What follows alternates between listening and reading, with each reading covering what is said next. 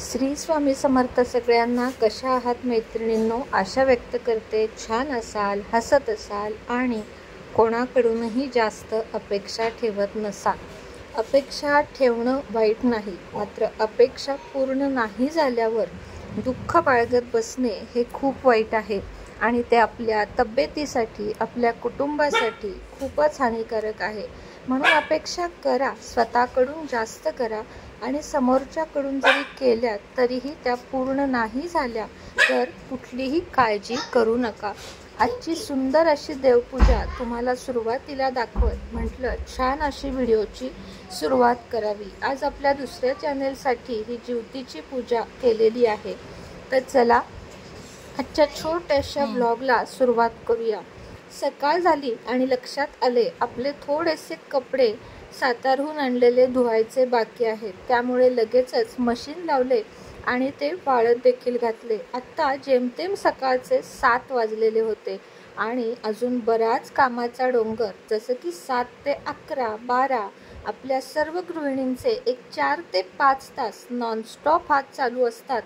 तेव्हा कुठे जाऊन आपल्याला कदाचित तासभर आराम मिळतो आणि तेही जॉब करणाऱ्या लेडीजला किंवा आता मला सुद्धा दिवसभर काम पुरते की शक्यतो दुपारी जास्त वेळ पडायला मिळत नाही. पण असू दे, आपण जेवढे व्यस्त असू तेवढे आपले आयुष्य मस्त असते. या गोष्टीवर माझा आता विश्वास बसला आहे.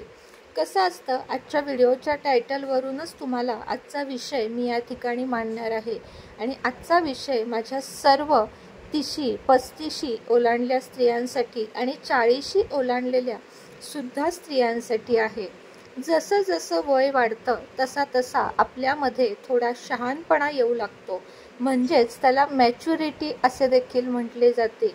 बघा, तुम्ही 20 वर्ष मागं जाऊन बघा किंवा 30 वर्ष मागं जाऊन बघा, 10 वर्ष मागे जाऊन बघा, तेव्हाचे आपण आणि आत्ताचे आपण यामध्ये तुम्हाला नुसताच फोटोमध्ये नाही तर तुमच्या स्वभावामध्ये सुद्धा भरपूर बदल दिसेल.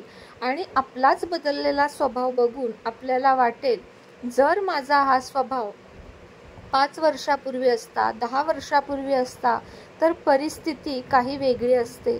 वयाच्या 20, 18 या वयात आपल्याला आपणच खरे असं वाटतं आणि त्याच वेळेस आपलं आयुष्य नेमकी एकतर बिघडतं किंवा खूप छान सावरतं.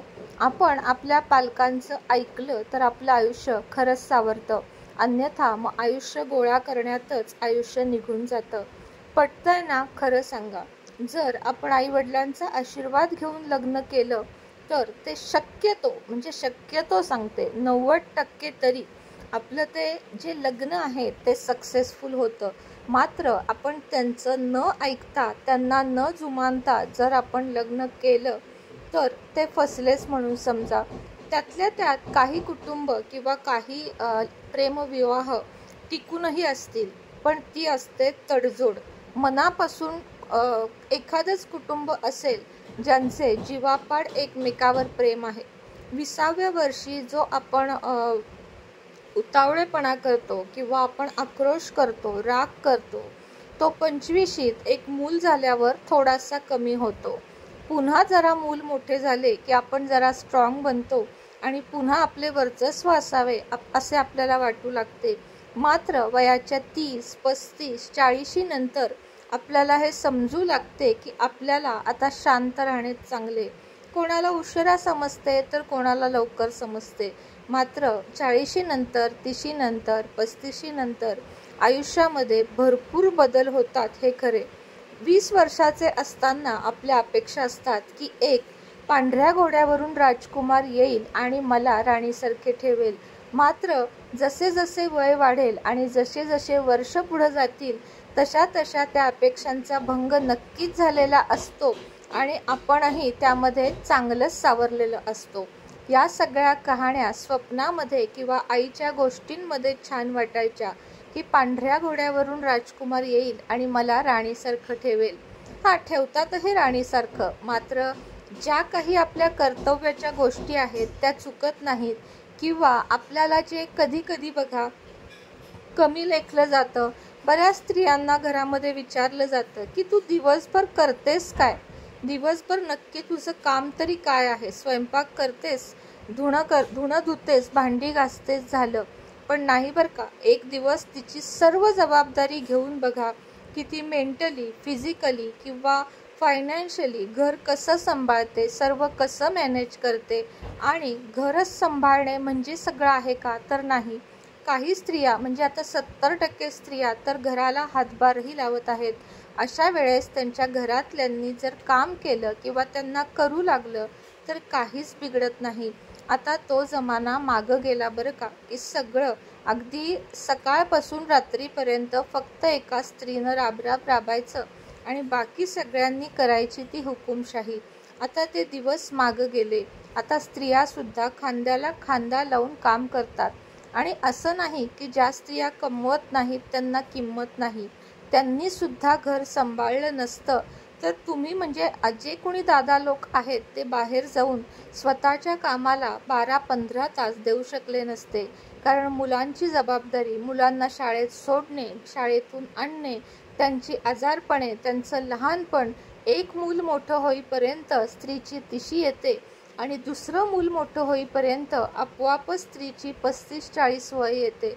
म्हणजे तिचं करिअर किंवा तिची स्वप्न याचा विचार ती कधी करतच नाही.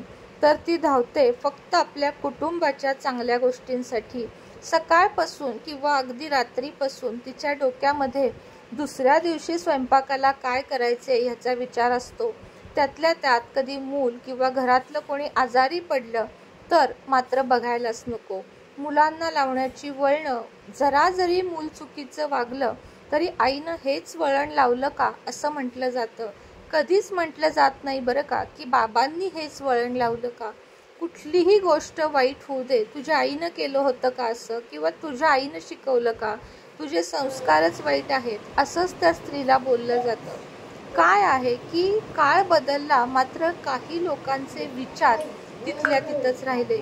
तुम्ही जेव्हा स्त्रीला, घरातल्या स्त्रीला काहीतरी चांगल्या भावना तुम्ही तिच्याजवळ व्यक्त कराल किंवा तिला आदरानं बघाल, तिला तू कंटाळली असशील किंवा तूही थकत असशील, तू सुद्धा खूप केलंस, हे शब्द तिच्यासाठी लाख मोलाचे असतात.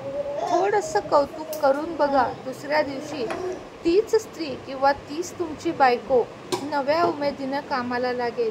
पण हे केलं तर मग तो पुरुष कुठला असं देखील मला वाटतं.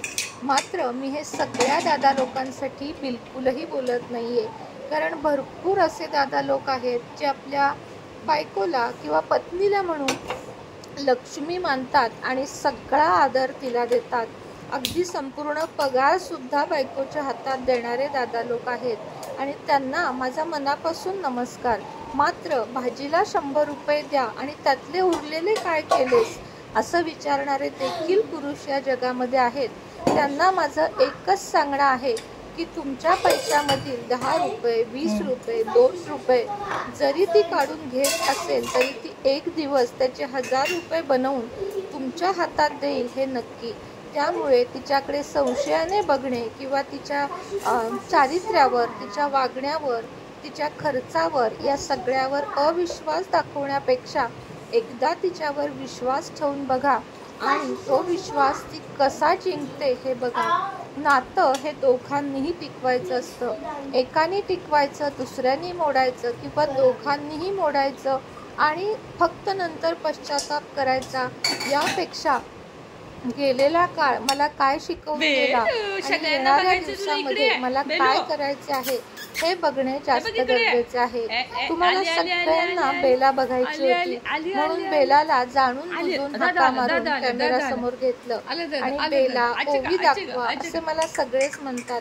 मात्र आता तिची शाळेची जी वेळ आहे ती बदललेली आहे. ती बिझी असते, मी बिझी असते. कसा दिवस सुरू होतो आणि कसा संपतो हे कळतच नाही.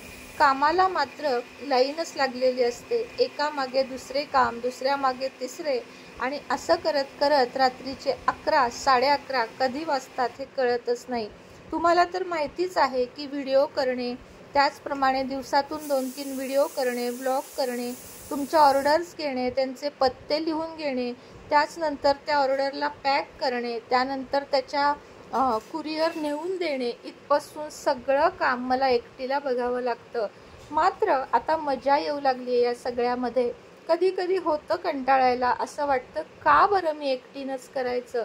पण पुन्हा हिंमत बांधते की आपल्या लेकरांना आपल्याशिवाय कोणी नाही, आणि आपण नाही केलं तर आपल्याला कोणीही करून देणारं नाही. तसं म्हटलं तर पूर्ण आयुष्यामध्ये आईवडिलांच्या घरी काय ते 16-17 वर्ष मी आयतं खाल्लेलं आहे. त्यानंतर तेव्हापासून आत्तापर्यंत मी स्वतः केलं आणि स्वतः खाल्लं. हेच माझे दिवस आहेत. मात्र याबद्दल मला कधी वाईट वाटत नाही, तर मला अभिमान वाटतो स्वतःवर की मी कोणावरही अवलंबून नाही, तर मी एक स्वावलंबी स्त्री आहे. आणि हे सगळ्यांचं काम नाही बरं का, ह्याला सुद्धा खूप हिंमत लागते. पण देव न करो माझ्यासारखं कुणी एकटं पडो आणि सगळी जबाबदारी एकटीवर येऊ. सगळ्यांचे संसार भरलेले फुललेले असू दे, असंच मला वाटतं. मात्र नव्या उमेदीने पुन्हा सकाळी उठायचे, हे मात्र मला आता महाराजांनी शिकवलेले आहे.